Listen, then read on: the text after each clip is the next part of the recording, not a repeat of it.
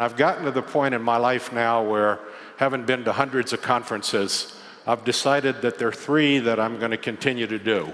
I'm fortunate to be on the board at Davos, and we'll head up there tomorrow.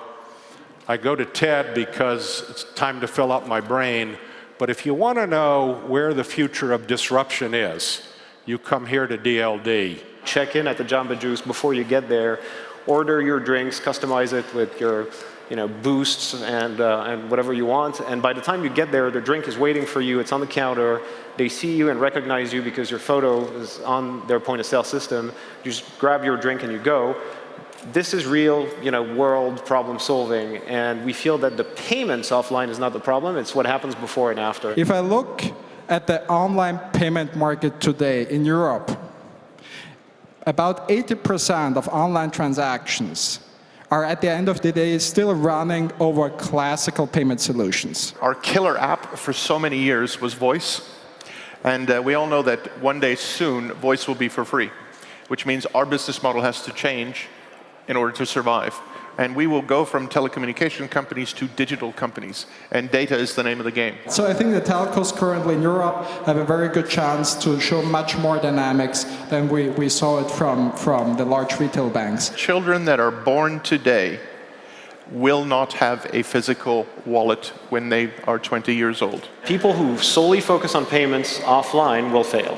Whoever cracks the customer experience to be seamless, secure, and fast will win.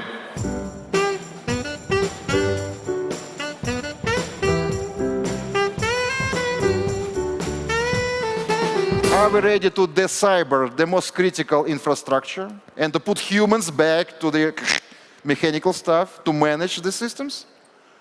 I'm afraid not. You are listening to maybe one of the most paranoid IT security experts.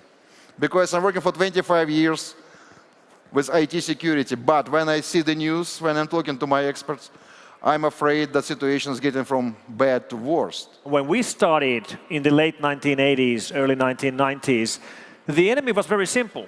It was kids and teenagers, happy hackers, writing viruses and Trojans for fun. They had no real motive to do their attacks at all.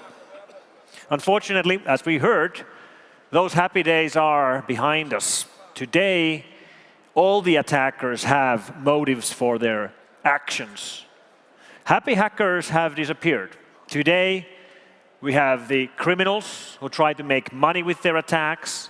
We have the hacktivists who try to protest with their attacks. And then we have the governmental activity, including governments attacking against their own citizens with malware, governments attacking against other governments for espionage purposes.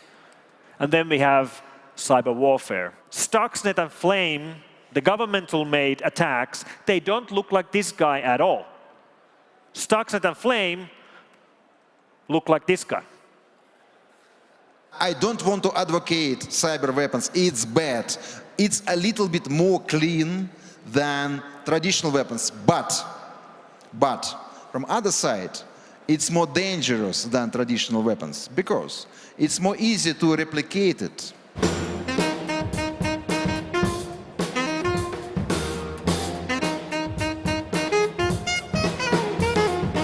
Climate is, on average, over time, what's going on in a specific area. Weather is a fluctuation around that.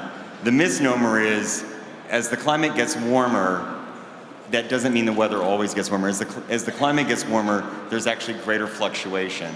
We have become so Western-orientalized in this debate that, first of all, we don't realize the kind of partnership leading countries like China are offering to us, and we are not understanding the consequences of what's happening in our part of the world for our own weather. This cooperation globally on the science, this transfer of intellectual property, we're going to have to get over ourselves in the data front because the extreme weather is all connected. It's not about the science, it's about the economies. It's about global competitiveness. Who is moving first to a low-carbon economy at what cost? Now is the time for the IT community to come into this with the scientists and with some of us and really make this a global awareness in the same way as you made Facebook and Twitter and the rest of it a part of our everyday life.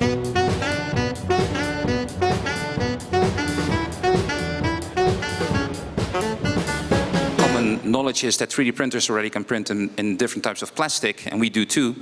But I think one of the exciting things is that more and more different materials are becoming available, like stainless steel, like silver, so you can make jewelry, but also ceramic. One of the areas I've been working on for a few years is adapting 3D printers to print food. You push one of those buttons, and it would have toner cartridges of frozen or dried and powdered foods.